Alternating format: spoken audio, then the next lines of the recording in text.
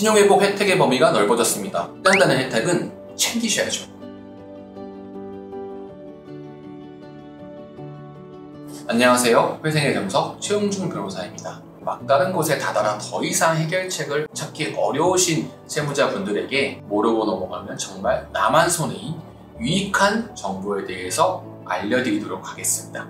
의뢰인분들에게도 항상 말씀드리는데요. 빚도 내 상황에 따라서 유리하게 정리할 수 있는 방법이 정말 다양하게 있습니다. 제가 상담을 하다 보면 개인회생 절차가 유리하신 분도 있고 개인 파산 절차가 유리하신 분도 있고 바로 신용회복위원회를 가시는 것이 훨씬 유리하다는 판단이 들 때도 있어서 신용회복위원회를 가시라고 권유해드리는 경우도 정말 많습니다. 예를 들어서 채무가 단순히 몇백만 원에 불과하거나 또는 채무에 비해서 소득이 너무 높거나 이런 경우들에는 개인회생 절차를 진행하는 실익이 많지 않을 수도 있습니다. 오히려 신용회복위원회 절차가 유리하실 수도 있는 거죠. 경기 불황이 지속되는 만큼 서민들이나 자영업자들의 재정적 어려움이 커지고 있으니 서민 금융 지원 강화를 도모하는 취지에서 채무조정 지원 제도에 변화를 준다는 발표가 있었습니다. 그래서 제가 그 내용을 핵심 부분만 요약해서 좀 짚어드려 볼게요. 첫 번째로 기존의 신속 사전 채무조정 특례 제도가 한시적으로 운영되는 제도였는데 상시화로 전환되었습니다. 이 신속 채무조정의 특례는 채무가 크지 않아도 당장 연체 위기에 처해 있거나 연체 기간이 비교적 짧은 분들에게 안정적인 상환을 할 수 있도록 상환을 조정해주는 절차였고, 사전 채무조정의 특례는 기초수급 지원을 받고 계시거나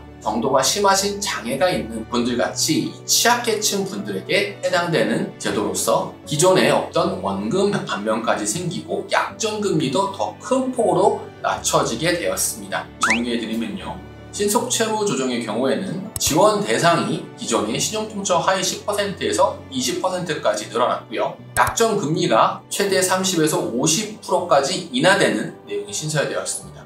원금 감면이 최대 15%까지 가능해지게 되는데 사전 채무 조정의 경우에는 최대 30%까지도 감면 지원이 이루어지는 내용이 발표되었습니다. 두 번째 혜택에 대해서 말씀드리면 채무자의 특성별로 맞춤형 채무 조정이 강화되었다는 점입니다. 기존 제도에서는 취약계층 분들 대상으로 미상각 채권 원금을 감면해주던 폭도 확대되었고 자영업자분들 대상으로도 상가 채권 원금 감면 비율이 더 커졌습니다. 최대 80%까지 인정해주니 엄청난 거죠. 모르시는 분들을 위해 설명하자면 채권사에서는 더 이상 회수가 불가능하다라고 판단되는 오래된 채권들을 이른바 손실 처리를 하고 다른 기관에 매각을 하거나 차감을 합니다. 이런 것을 상가 채권이라고 표현을 하는데요. 채무자가 갚을 거라고 생각하고 아직 채권사가 들고 있으면 미상각 채권이라고 표현을 합니다. 간단히 정리해드리면요. 취약계층의 경우 미상각 채권 원금 감면 비율을 현행 30%에서 최대 50%까지 확대하게 됐고요. 자영업자의 경우에는 약정금리 인하 및 상가채권 원금 감면을 현행 70%에서 최대 80%까지 확대하기로 하였습니다.